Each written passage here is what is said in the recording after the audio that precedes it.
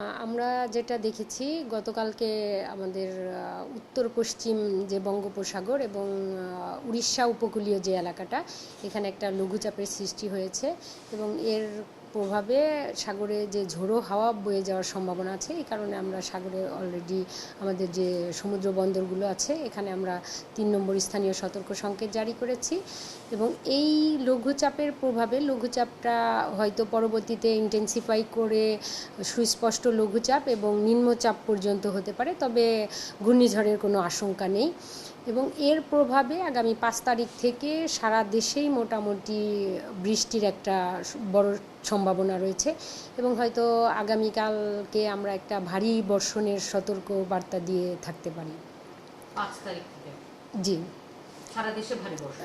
সারা দেশে না, কোথাও কোথাও ভারী বর্ষণ। এটা আমরা যদিও এটা পরবর্তীতে এখনও যেহেতু বলিনি সেহেতু আগেই এটা ওইভাবে বলছি না, কারণ তখন উপকূলীয় এলাকায় সব থেকে বেশি হওয়ার সম্ভাবনা রয়েছে।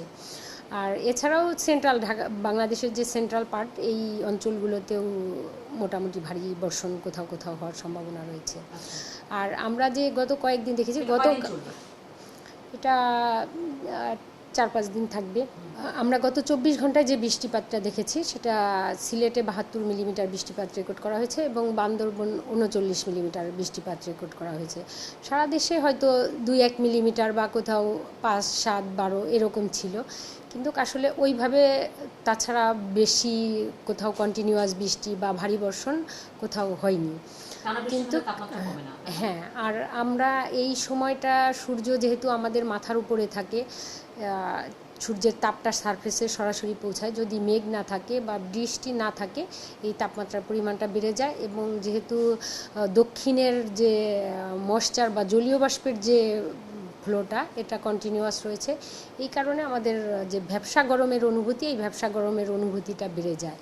এই কারণে বৃষ্টি না থাকলে মানুষের অস্বস্তিটার পরিমাণও বেড়ে যায়।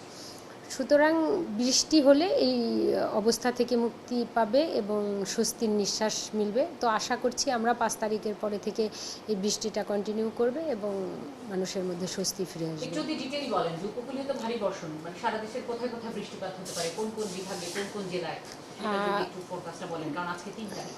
হ্যাঁ, ভারী বর্ষণ যদি আমরা বলি সেক্ষেত্রে খুলনা, বরিশাল, চট্টগ্রাম এই 3টা বিভাগ তো আসছেই, সেই সাথে ঢাকা এবং রাজশাহী বিভাগেরও কিছু কিছু জায়গায় ভারী বর্ষণের সম্ভাবনা রয়েছে। আর আমাদের সিলেটের ওই সাইডটায় কিন্তু একটু পাহাড়ি অঞ্চল রয়েছে, তো পাহাড়ি অঞ্চলের থাকার কারণে ওইখানে অরোগ্রাফিক রেইনটা আবার একটু বেশি হয়। সেই জন্য মাঝে মাঝে দেখবেন যে মানে সিলেটেও ভারী বর্ষণ হয়ে থাকে, এই বিশেষ করে এই মনসুনের এই সময়। এই 4-5 দিনের বৃষ্টিপাতের কারণে কি তাপমাত্রা কিছুটা কমে আসবে বলে? জি, এই সময়ে বৃষ্টিপাত হওয়ার কারণে তাপমাত্রার পরিমাণটা কিছুটা কমে আসবে।